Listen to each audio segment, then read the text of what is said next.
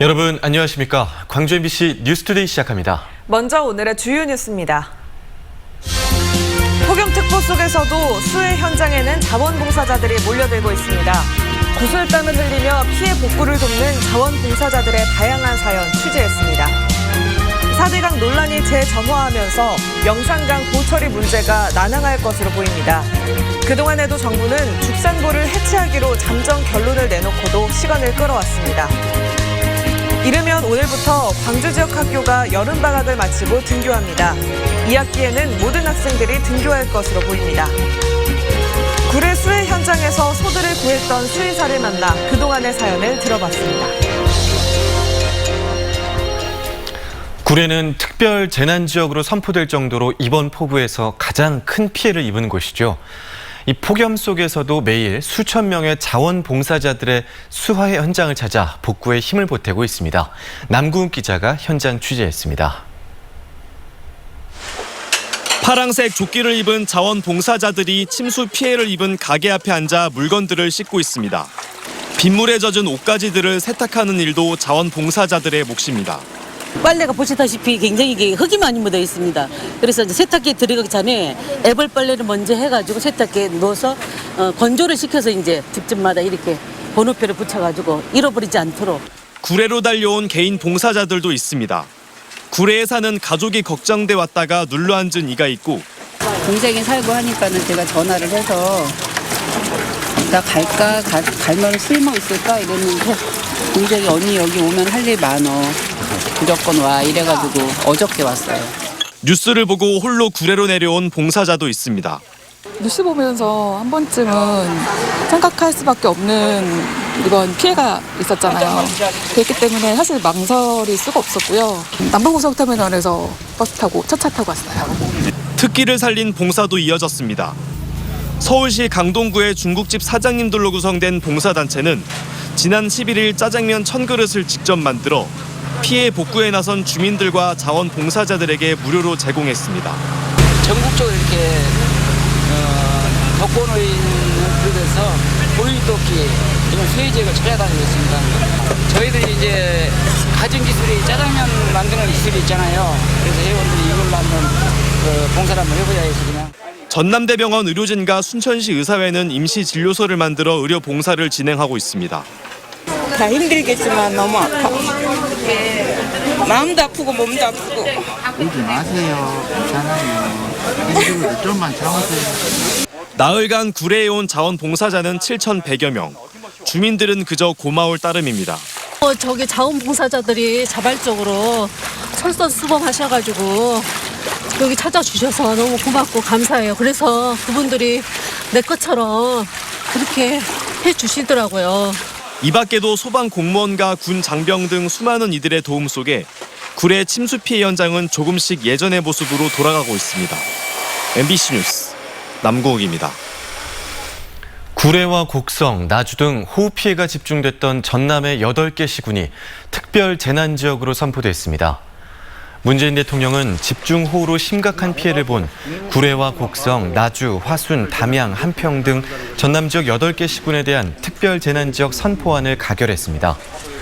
이에 따라 이들 지역에서는 자치단체의 재정 자립도에 따라 복구비의 50%에서 80%까지를 국고에서 지원받을 수 있고 피해 주민들은 국세와 지방세, 건강보험료 등이 감면 또는 면제됩니다.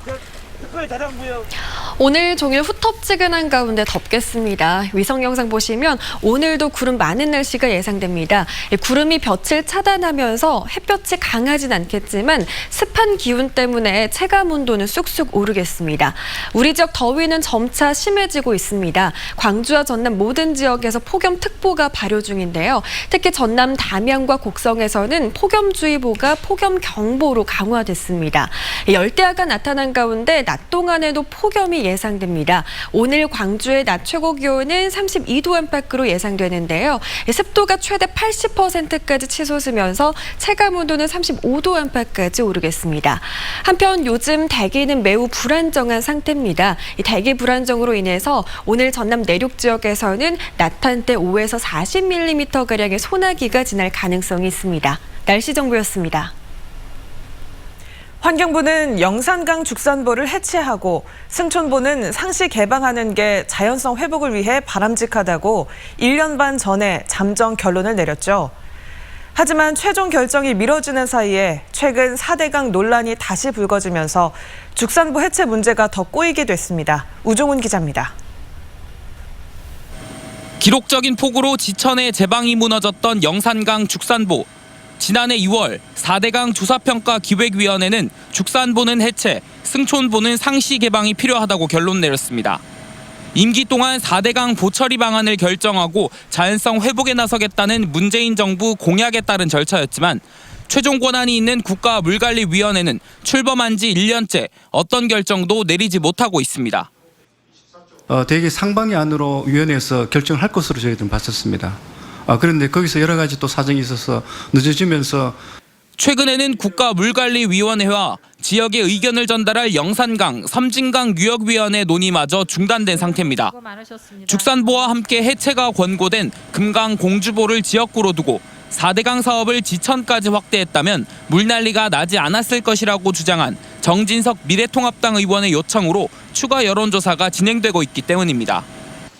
국가물관리위원회 한 위원은 광주 MBC와 통화에서 국회의원 요청을 받은 국무총리실의 지시로 이미 2차례나 실시된 주민 여론조사가 또 진행 중이라며 정부가 4대강 보처리 결정에 따른 저항이 부담스러워 결정을 미루고 있는 것 같다고 말했습니다.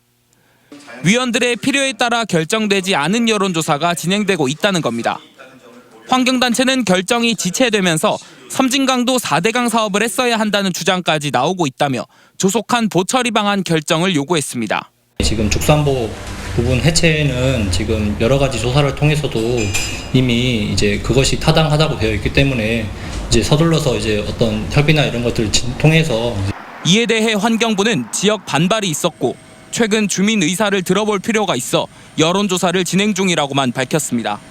MBC 뉴스 우종훈입니다.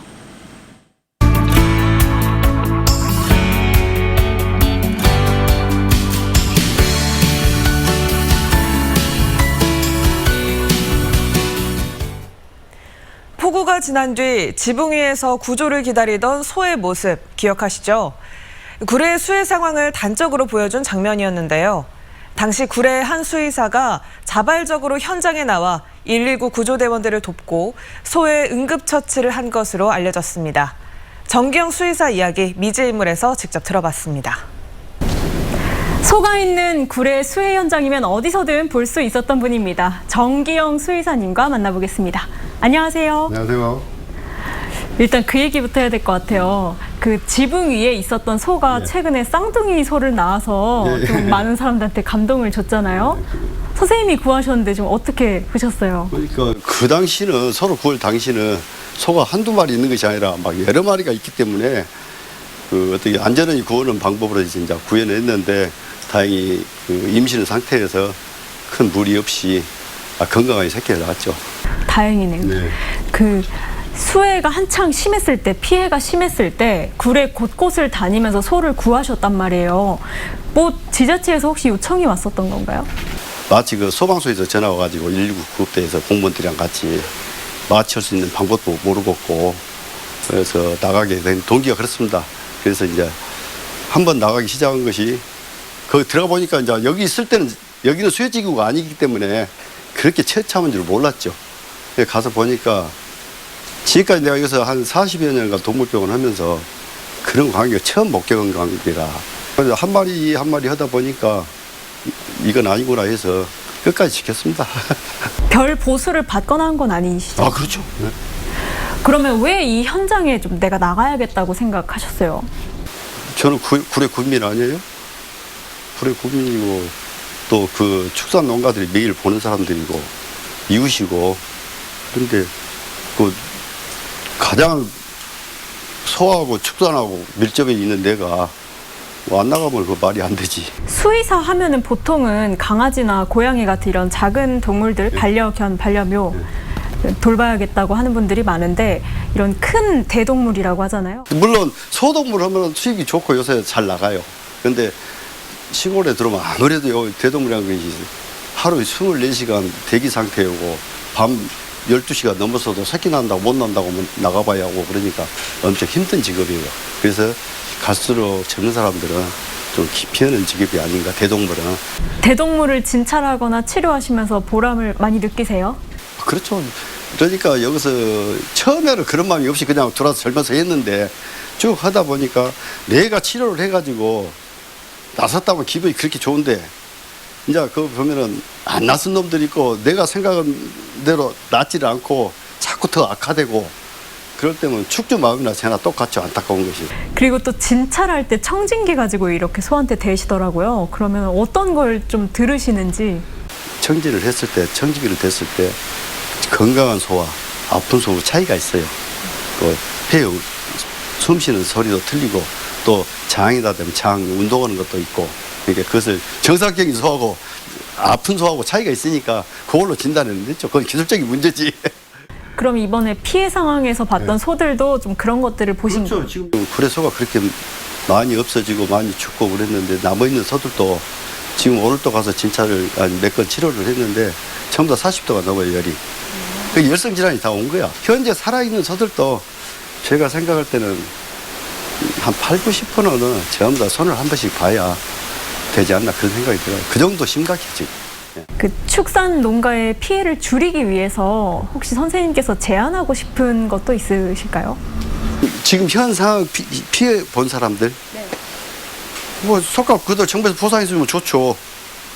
가장 좋은 방법이지. 있다고만 하면은 그게 축사가 빨리 정비가 되어갖고 번호대로 이러고 해가지고 다 기표가 있으니까 이력제가 있으니까 그건 누구 손인지 나오니까 빨리빨리 해서 우선 집으로 가가지고 안정을 취한 다음에 주사 치료든지 어떤 질병 예방을 하든지 그런 조치를 하고 빨리 이제 그러고 난 다음에 아마 국가에서 군에서나 공무원들이 와서 소독도 싸게 해주고 축협에서 나서서 소독해주고 그렇게 하고 질병 관리를 그렇게 해야지 그러는 거는 피해가 더 발생할 수 있어요. 알겠습니다. 하루빨리 구례 피해 지역들이 복구가 됐으면 좋겠습니다. 오늘 말씀 잘 들었습니다. 네, 감사합니다. 학생들이 짧은 여름방학을 끝내고 다시 학교로 돌아갑니다. 오늘 등교하는 학교도 있는데요. 코로나19 지역사회 감염이 어느 정도 수그러들면서 2학기에는 학생들이 날마다 학교에 갈 수 있을 것 같습니다. 이재원 기자가 전해드립니다. 짧은 여름방학에 들어갔던 초, 중, 고등학생들이 이번 주부터 다시 학교로 돌아갑니다. 14일 일부 학교를 시작으로 가장 많은 학생들이 등교하는 18일을 거쳐 24일까지 순차적으로 모든 학교가 개학합니다. 예년에는 여름방학이 끝남과 동시에 2학기가 시작됐지만 올해는 다릅니다. 코로나19로 1학기 개학이 늦어졌던 만큼 부족한 수업 일수를 채우기 위해 오는 28일까지는 1학기 학사 일정이 연장됩니다. 이에 따라 1학기에 실시됐던 3분의 2 등교 원칙이 광주 지역 학교에는 적용됩니다. 그리고 본격적으로 2학기가 시작되는 8월 31일 이후부터는 학생 모두가 학교에서 수업을 받게 됩니다. 일부 과밀 학교와 학급에 대해서는 3분의 2 등교가 권장되지만 최종 결정은 학교 구성원들이 내리게 됩니다. 또 2학기부터는 1학기 동안 중단됐던 이동 수업도 다시 시작됩니다. 2학기 때는 가급적이면 이동 수업도 가능하도록 하고 여러 가지 활동도 정상적으로 할 수 있도록 큰 방향을 정했습니다. 비슷한 시기에 개학하는 전남 지역의 학교들도 사회적 거리두기 1단계 상황에서는 전원 등교를 원칙으로 삼았습니다. 하지만 코로나19가 지역사회에 확산되거나 사회적 거리두기 대응 방침이 격상될 경우에는 다시 원격 수업으로 돌아갑니다. 2학기 때 혹시 또 원격 수업을 할 상황이 생긴다면 학생하고 선생님이 피드백을 잘할 수 있는 그 방법을 굉장히 강조를 해서 하도록 하려고 합니다. 3분의 2 등교를 원칙으로 세운 교육부와는 달리 전원 등교 방침을 세운 시도 교육청. 지역사회 감염이 수그러들기도 했지만 가정 여건에 따라 학생들의 학습 격차가 벌어지는 현실적인 문제도 작용했습니다. MBC 뉴스 이재원입니다. 광주에서 의원급 의료기관 전체 25%의 의료기관이 집단 휴진에 동참할 것으로 파악됐습니다.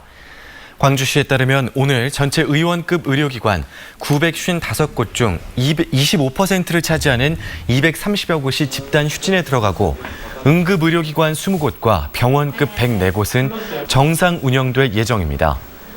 집단 휴진 기간 중 정상 운영되는 병의원에 대한 정보는 광주시와 각 자치구 홈페이지에서 확인할 수 있습니다. 지난해 송기근 고흥군수의 촛불 폄하 발언을 유출했다는 의심을 받던 공무원이 신안군으로 인사 발령되면서 경찰이 고흥군수에 대해 직권 남용 혐의로 수사를 벌여왔는데요. 최근 경찰이 5개월여의 수사 끝에 송 군수에 대해 무혐의 종결 처리를 했지만 여전히 지역 내 논란은 가시지 않고 있습니다. 김주희 기자입니다. 공군은 올해 초 군수의 촛불 집회 폐마 발언을 유출한 것으로 의심받고 있던 6급 공무원 A씨를 신안군으로 교류 인사 발령했습니다. 지역 내에서는 보복성 인사 논란이 일었고 권익위는 지난 3월 직권 남용 등 혐의로 송 군수를 고발하면서 형사사건으로까지 확대됐습니다. 5개월여에 걸쳐 공군과 신안군 공무원 16명을 소환해 수사를 벌였던 경찰은 최근 송 군수의 혐의 사실에 대해 무혐의 종결 처리했습니다. 공군은 이에 대해 직원들이 포렌식 조사에 자발적으로 응했고 교류 인사 역시 적법한 절차와 과정에 따른 인사였다는 사실이 경찰 수사를 통해 확인됐다고 밝혔습니다. 경찰의 무혐의 종결 처리에 일부 지역사회는 더욱 강하게 반발하고 있습니다. 경찰이 군수의 포갑적이고 부당한 인사에 대해 면죄부를 준 것이라고 비난했습니다. 도가 한참 넘었죠. 도저히 납득할 수 없는 법을 준수해야 될 공무원들이 기기를 이용해서 동료 직원들을 핍박하는 것에 대해서 분노를 금치 못하죠. 권익위도 경찰에 납득하기 어려운 수사 결과라면서 최근 재수사를 요청한 것으로 확인됐습니다. 공 군수의 직권 남용 혐의에 대한 경찰의 수사는 일단락됐지만 지역 내 논란은 쉽게 진정되지 않고 있습니다. MBC 뉴스 김주희입니다.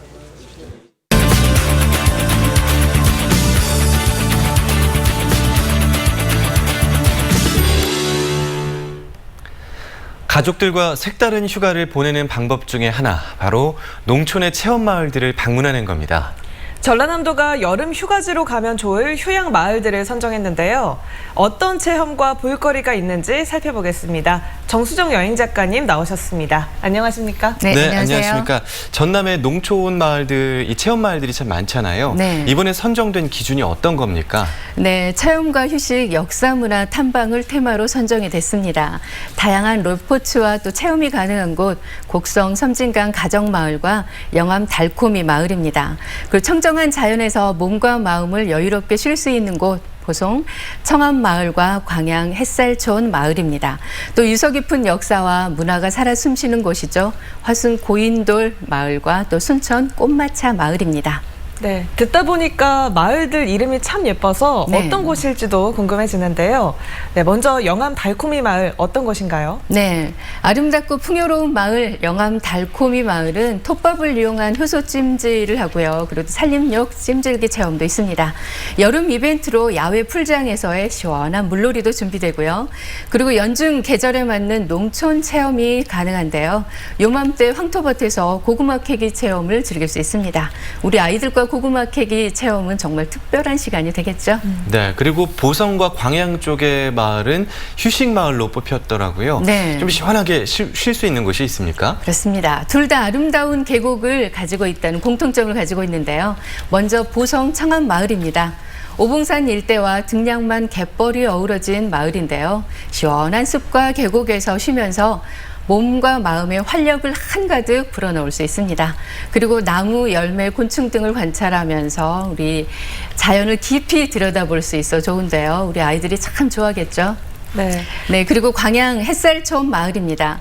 백운산 자락의 4대 계곡 중 하나인 성불 계곡이 있는데요. 옛 수목이 어우러진 아름다운 또 학교 전경에다가 맑은 계곡물이 흘러서 연인과 가족, 친구들과 멋진 추억을 쌓고 오기에 충분한 곳입니다.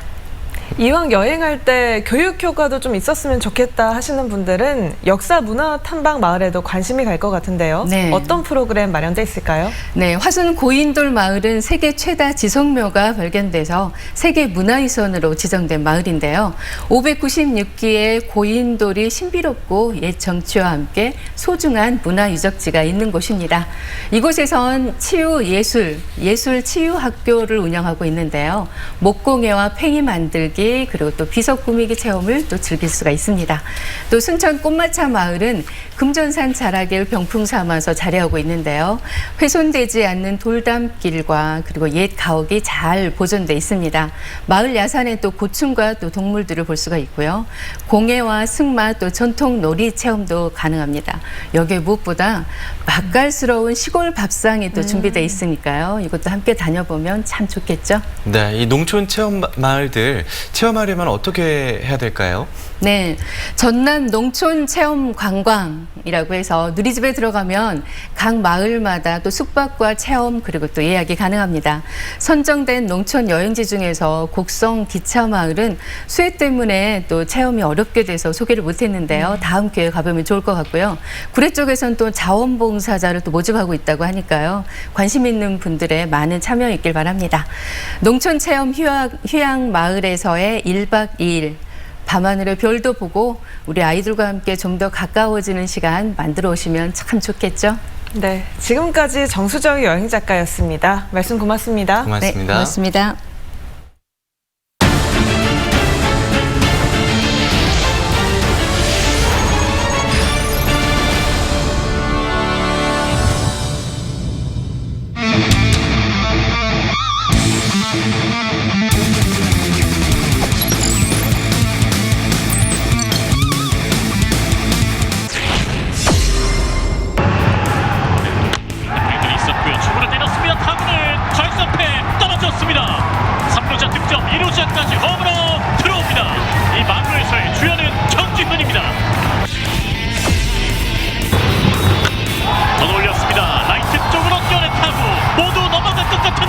스쳐도 홈런이 됩니다. 라모스의 홈런포 담장을 넘었습니다. 2대0의 점수가 이어지고 있다가 살아나는 점수를 먼저 보면 이어지기 때문에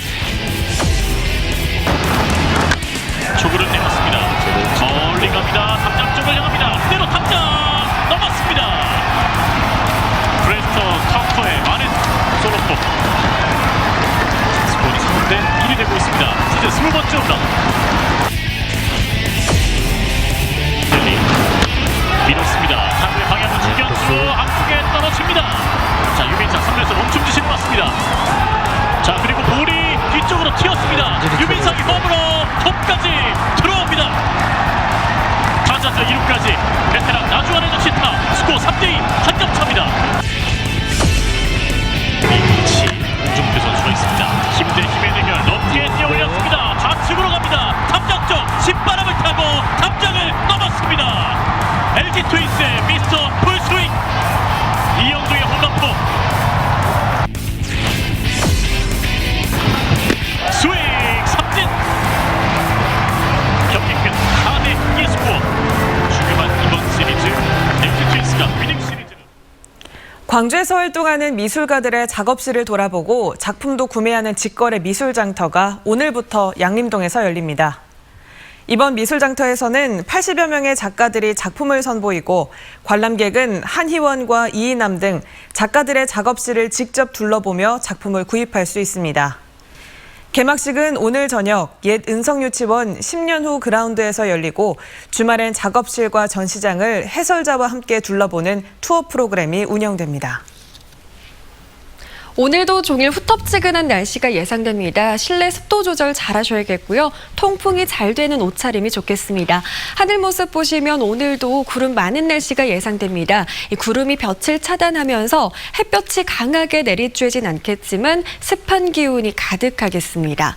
우리 지역 특보 상황 보시면 광주와 전남 모든 지역에서 폭염특보가 발효 중입니다. 특히 전남 담양과 곡성에서는 폭염주의보가 폭염특보 속보로 격상됐습니다. 전남 대부분 지역에서 열대야가 나타난 가운데 낮 동안에도 폭염이 예상됩니다.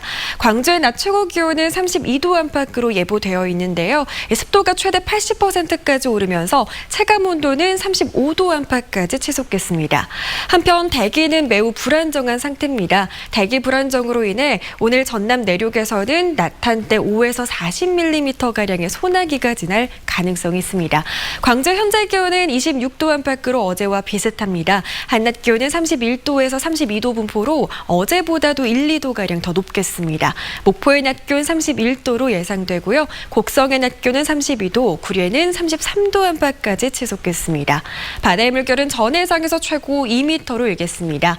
당분간 뚜렷한 비 소식 없는 가운데 구름 많은 날씨가 예상되고요. 토요일인 내일부터는 광주에서도 낮 기온 33도를 웃돌면서 더위는 더 심해지겠습니다. 날씨 정보였습니다. 이상으로 광주 MBC 뉴스투데이를 마칩니다. 함께해 주신 여러분 고맙습니다.